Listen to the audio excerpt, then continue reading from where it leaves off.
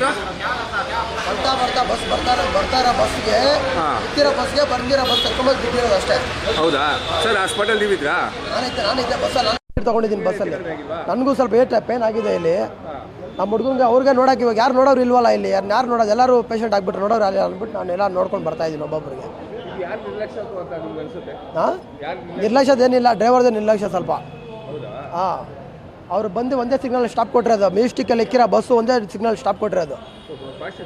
ಹಾಂ ಹಾಂ, ಎಲ್ಲ ಫುಲ್ ಫಾಸ್ಟಲ್ಲಿ ಇದ್ದಿದ್ದು. ಅವರು ಒಂದು ಸಿಗ್ನಲ್ ಸ್ಟಾಪ್ ಕೊಟ್ಟಿದ್ದು, ಮತ್ತು ರೋಡ್ ಫ್ರೀ ಇತ್ತು. 8:30ಗೆ ನಾವು ಬಸ್ ಎಕ್ಕಿದ್ದು. 8:40 8:50ಗೆಲ್ಲ ಆಗಿಬಿಟ್ಟಿರೋದು ಕೇಸ್ ಇದು. ಹಾಂ, ಅಷ್ಟೇ.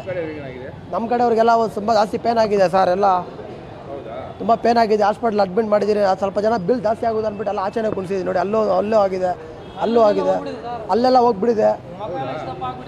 ಮಗುಗೆ ಕಾಲೇಟ್ ಆಗಿದೆ. ಮೆಡಿಕಲ್ ಫ್ರೀಗ್ರಿ ಏನಿಲ್ಲ, ಅದೇ ಯಾವುದು ರೆಸ್ಪಾನ್ಸೇ ಮಾಡ್ತಾಯಿಲ್ಲ.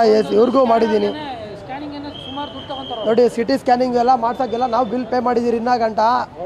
ನಾವು ಫಂಕ್ಷನ್ಗೆ ಬಂದಿರೋದು, ನಾವು ಯಾವುದೋ ಫಂಕ್ಷನ್ಗೆ ಬಂದಿರೋ ದುಡ್ಡೆಲ್ಲ ಅವರು ಇರೋ ಹತ್ರ ಹಾಕ್ಸ್ಕೊಂಡು ನಾವು ಮಾಡ್ತಾಯಿದ್ದೀರಿ. ಗೌರ್ಮೆಂಟ್ ಬಸ್ಸಲ್ಲಿ ಎಕ್ಕಿರೋದಕ್ಕೆ ಏನು ಫೆಸಿಲಿಟಿನೇ ಇಲ್ಲ.